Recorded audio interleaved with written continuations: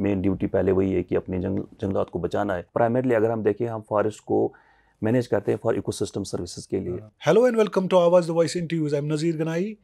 Today we are discussing a very important issue concerning to Jammu and Kashmir forests, the kind of initiatives and the kind of drives the government of Jammu and Kashmir has taken, especially the forest department.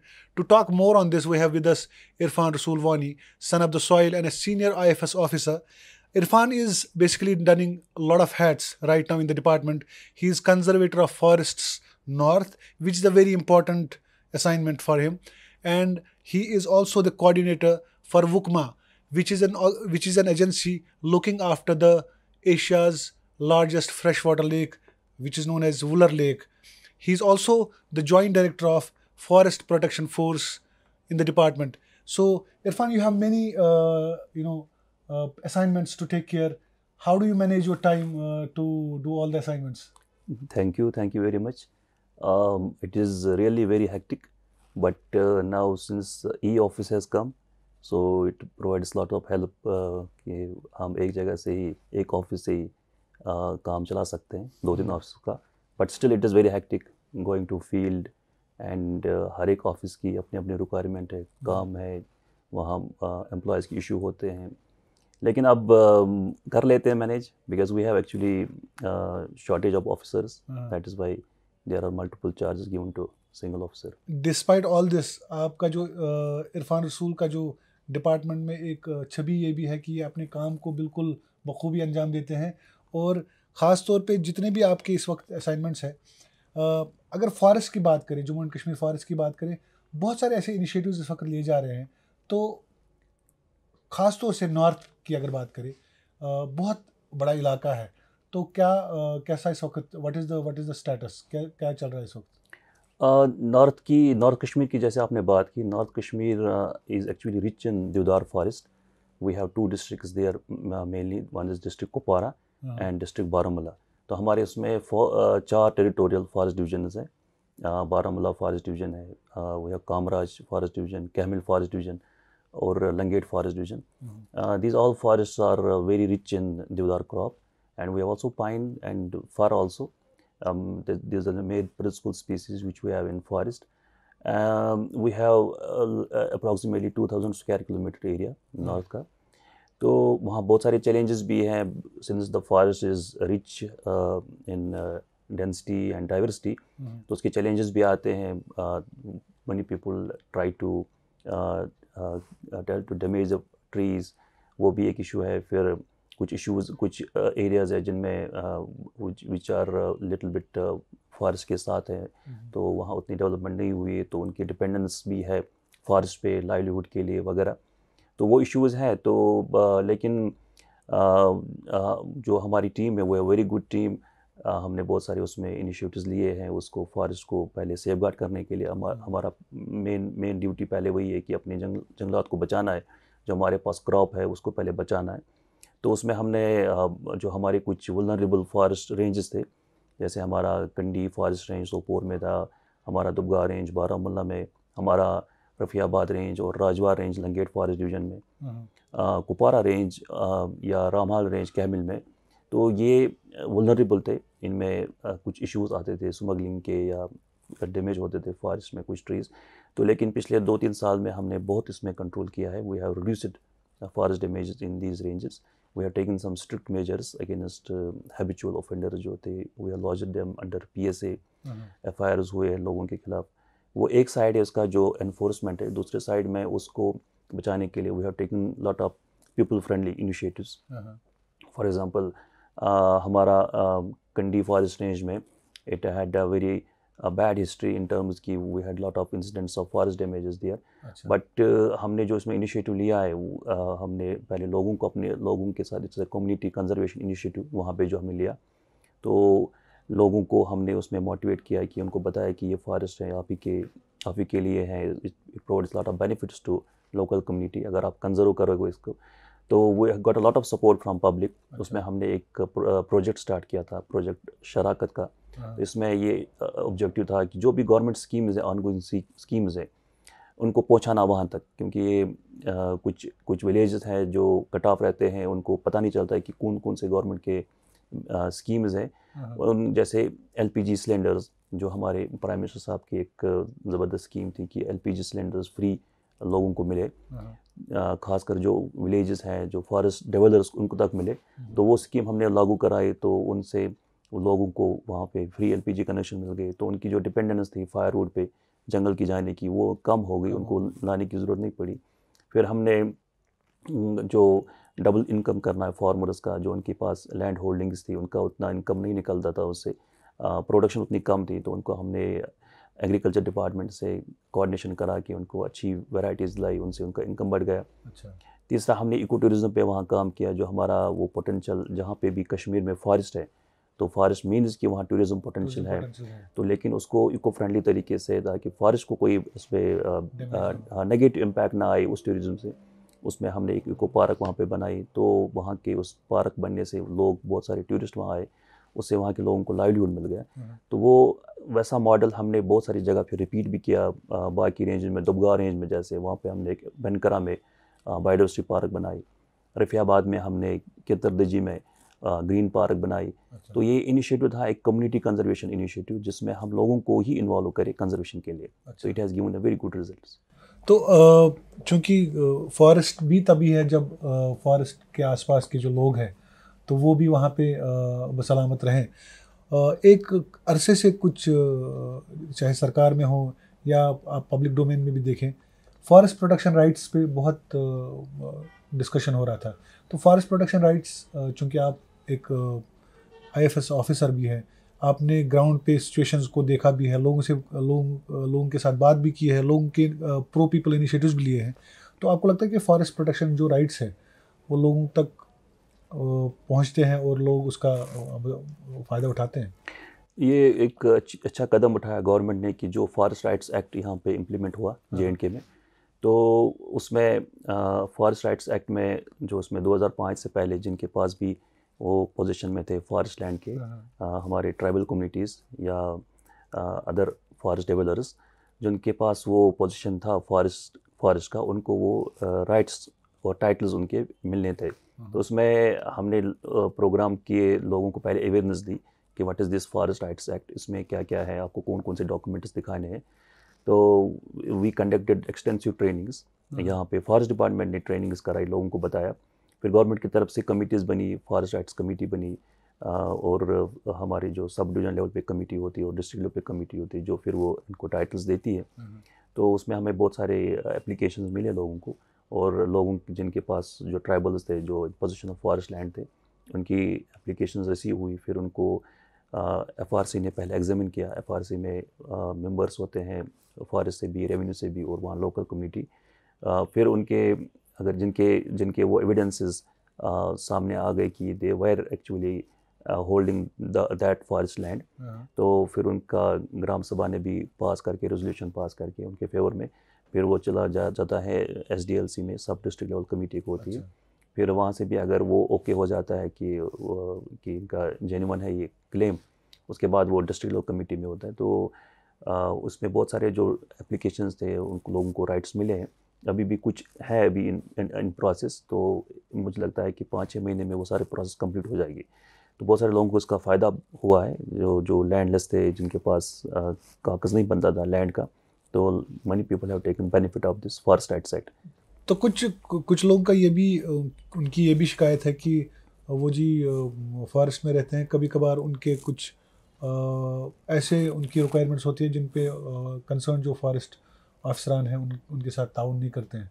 तो उसमें जो communication gap है, तो उसको आप कैसे address करते हैं? इसमें 2 इशू है, एक शॉर्ट टर्म और लॉन्ग टर्म का है कि अल्टीमेटली जो फॉरेस्ट है उसके साथ जो विलेजेस सेटलमेंट्स हैं, उसका बेनिफिट तो वही लोग लेते हैं। लेकिन जब हम एज फॉरेस्ट ऑफिसर किसी फॉरेस्ट एरिया का वर्किंग प्लान बनाते हैं, या उसका देखते हैं कि इसका आगे हमें कैसे मैनेज करना है, ताकि हम प्राइमरीली अगर हम देखें, हम फॉरेस्ट को मैनेज करते हैं फॉर इकोसिस्टम सर्विसेज के लिए। ये पहले एक ज़माना था जब हम टिम्बर के लिए फॉरेस्ट को मैनेज करते थे, but now over the period of years, specially after 1995 supreme court का जब ऑर्डर आ गया, उसके बाद जो फॉरेस्ट की जो मैनेजमेंट का मेन ऑब्जेक्टिव है वो इकोसिस्टम सर्विसेज है। यानी जो हमारा पानी है जो फॉरेस्ट की वजह से हम वाटर टेबल को मेंटेन करते हैं, पानी रिवर्स हमारे रिवर्स में फ्लडिंग नहीं होती है, या बाकी जो एनवायरनमेंट का पॉजिटिव इम्पैक्ट फॉरेस्ट का होता है, हमारा ऑक्सीजन है, कार्बन डाइऑक्साइड की सिक्वेस्ट्रेशन है, ये सारे इकोसिस्टम सर्विस में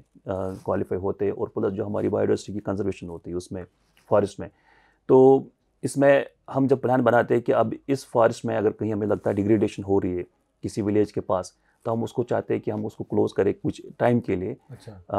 और मेन हमारे जो फैक्टर्स है डिग्रेडेशन की, उसमें एक फैक्टर होता है ग्रेजिंग का और ब्राउजिंग का।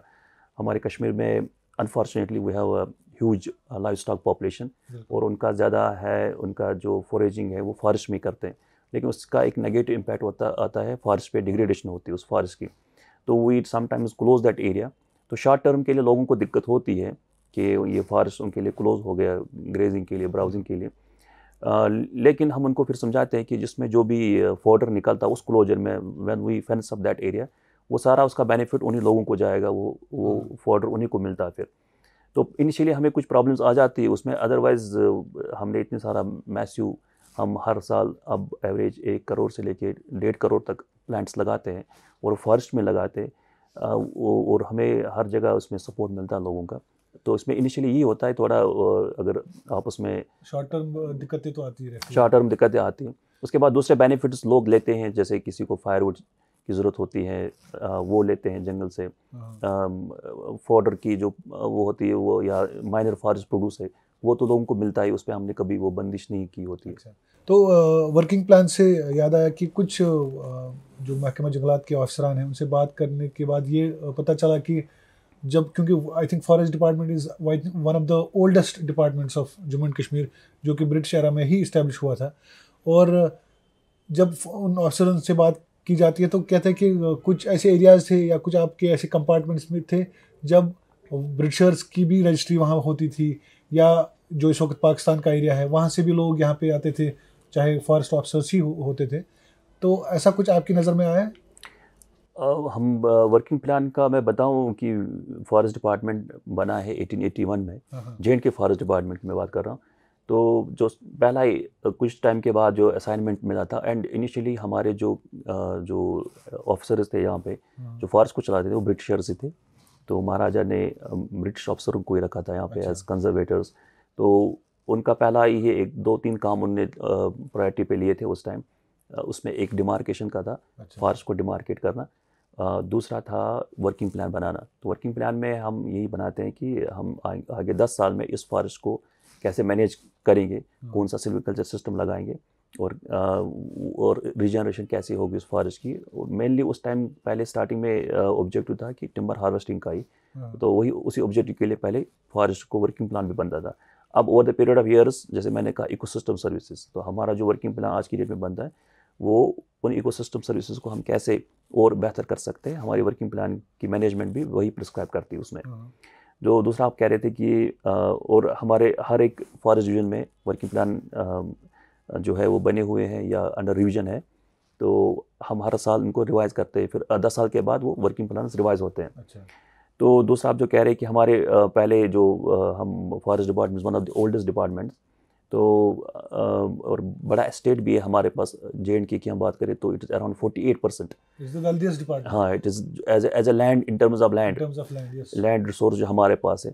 तो उसको मैनेज करने के लिए डिफरेंट लोकेशंस पे, जो रिमोट लोकेशंस पे जब ऑफिसर जाता था वहाँ पे इंस्पेक्शन के लिए, तो उसके लिए फॉरेस्ट ने रेस्ट हाउसेस बनाए हुए। अगर आप कुपवारा की हम बात करें, डिस्ट्रिक्ट कुपवारा में we have one of the oldest rest house in Tithwal, we have in one rest house in Keran, Keran में हमारा रेस्ट हाउस है, we have rest house in Matsel, we have rest house in Kalaroos. तो इन जगहों पे जो फार फ्लंग एरियाज़ है उनमें हमारे रेस्ट हाउस है। तो उनमें एक मतलब उस ज़माने से ब्रिटिश ऑफिसर्स जो आया करते थे वो एंट्री करते थे, हमारी जो रजिस्टर रहती थी उसमें। अच्छा, आपके रजिस्ट्री में उनकी हाँ, उनकी एंट्रीज़ होती है। तो we have seen those entries जब हम जाते और हम भी एंट्री करते उनमें। तो that has been a wonderful era. And हम जो पढ़ते हैं तो वो हिस्ट्री मतलब उस ज़माने की याद आती है, फिर उस ज़माने में ऑफिसर्स कैसे चाहते थे उस पीरियड में, और वो स्टे करते थे वहाँ पर और एक्सरसाइज करते थे। उनका मेन एम वही होता था, इंस्पेक्शंस और उस फॉरेस्ट को स्टडी करना, सैम्पलिंग करना उस टाइम की। तो you come someday and we can show you those records, those documents. In fact, we would definitely want to go and do something on that. आपका एक ख़ास असाइनमेंट है जो फॉरेस्ट प्रोटेक्शन फोर्स का है, क्योंकि आप वहाँ पे जॉइंट डायरेक्टर भी तैनात हैं जो आपका एडिशनल चार्ज है। तो ये फॉरेस्ट प्रोटेक्शन फोर्स कैसे काम करता है, जो हमारे नाजरीन हैं, देखने वाले हैं, तो उनको आप कैसे बताएंगे कि फॉरेस्ट प्रोटेक्शन फोर्स कैसे काम करता है डिपार्टमेंट में? ये मैं बताऊं पहले, J&K is the only union territory in the country where there is separate armed wing of forest department. अच्छा, That's called Forest Jammu and Kashmir Forest Protection Force. हमारी कंट्री में कहीं और भी ऐसी आर्म्ड विंग नहीं है exclusive for the forest protection के लिए। अच्छा, तो ये बनाई गई है 1997 में। उस टाइम कुछ उनको लगा गवर्नमेंट को कि फॉरेस्ट का डैमेज हो रहा है, कि फॉरेस्ट को और प्रोटेक्ट करने के लिए we need a specialised armed force. तो उसका क़याम आया फॉरेस्ट प्रोटेक्शन फोर्स का, एंड इसका अपना एक्ट भी है, फॉरेस्ट प्रोटेक्शन एक्ट, इसके रूल्स भी हैं। तो ये एक हमारा बड़ा एक फोर्स है, जम्मू में भी है, कश्मीर में भी है, और हमने हर एक डिस्ट्रिक्ट में या डिवीज़न में, फॉरेस्ट डिवीज़न में एक एक गामा यूनिट रखा होता है। अच्छा, तो गामा यूनिट की जुरिसडिक्शन होती है, या तो डिस्ट्रिक्ट होगा या उसका एक फॉरेस्ट डिवीज़न होता है। ओके, तो उसमें फिर उसके हेड करते हैं जॉइंट डायरेक्टर, और जॉइंट डायरेक्टर के ऊपर होता है director forest protection force. It's an armed wing. और हमारे नीचे जो होता है डिप्टी डायरेक्टर एंड अबो, ये फॉरेस्ट ऑफिसर से होते हैं जो J&K फॉरेस्ट डिपार्टमेंट से डेप्यूटेशन पे आते हैं। लेकिन जो बिलो है उसके रैंक्स हैं, असिस्टेंट डायरेक्टर होता है, उसके बाद होता है inspector, deputy inspector, and forest protection guards होते हैं। ये अपना ही फॉरेस्ट प्रोटेक्शन फोर्स की अपनी स्ट्रेंथ होती है, अपना मैन पावर होता है, जो उसकी अपनी रिक्रूटमेंट होती है। तो हमारे पास वेपन्स हैं जहाँ भी ज़रूरत पड़ती है। एक रिज़र्व फोर्स है, जब भी हमारे टेरिटोरियल DFO को ज़रूरत पड़ती है, कहीं पे कोई ऑपरेशन करना होता है, एनक्रोचमेंट निकालना होता है, या किसी एरिया में उसको लगता है कि डैमेजेस बढ़ने के खतरे हैं, वहाँ उनकी डिप्लॉयमेंट होती है। एंड ऑपरेशन इसका तरीका है, रिपोर्टिंग सेंटर्स बने होते हैं गामा यूनिट के अंदर, जहाँ पे हमारा डिटैचमेंट्स होते हैं, एंड वो उस एरिया की फिर पूरा वो निगरानी करते हैं। They conduct regular patrols, regular गश्त, फुट पेट्रोलिंग भी, व्हीकल पेट्रोलिंग भी। एंड जहाँ पे भी ज़रूरत पड़ती है कॉग्निजेंस लेने की फॉरेस्ट ऑफेंस की, they immediately take cognizance along with the forest territorial. तो इससे बड़ा इम्पैक्ट पड़ा है, and they have played a very positive role in minimizing the forest damage occurrences. तो कुछ टाइम से कुछ अरसे से जम्मू कश्मीर में हालात रहे, ख़ासतौर से कश्मीर में जो नामासाहिब हालात रहे, तो उससे बहुत ज़्यादा जो इन्फिल्ट्रेशन हुई, उससे बहुत ज़्यादा फॉरेस्ट पे भी असर हुआ उसका, उस चीज़ का। फॉरेस्ट एरियाज़ बहुत ख़त्म हुए, और डिफॉरेस्टेशन जब हुई और उसमें एक माफिया भी खड़ा हो गया। तो इस वक्त क्या सूरत हाल है? How are you dealing with all these issues?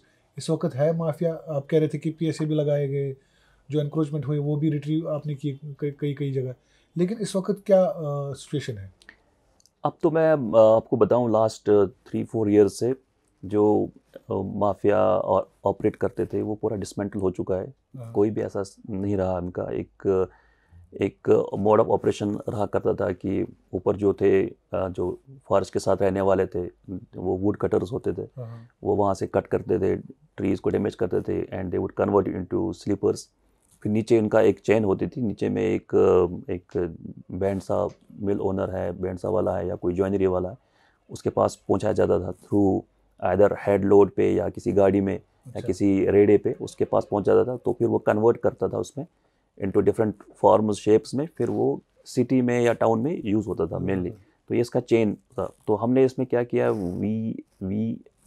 हमने टारगेट किए बिग फिश जो होते थे, instead of getting hold of those would cutters जो नॉर्मली पोअर होते हैं, बट जो बड़े होते हैं, बड़े मछली जो इसमें जो नीचे वाले एरिया में थे, पाइन एरियाज़ में जो ऑपरेट करते थे, कोई बैंड सा मिल वाला, कोई ज्वेलरी वाला, या कोई और ब्रोकर होता था जो उसमें, तो हमने उनको पकड़ा उसमें। उनको हमने पहले, अगर हमारे पास कोई गाड़ी पकड़ी टिम्बर स्मगलिंग करते हुए, हमने उसकी पूरी साइंटिफिक बेस पे इन्वेस्टिगेशन की, कि कॉल डेटा निकाल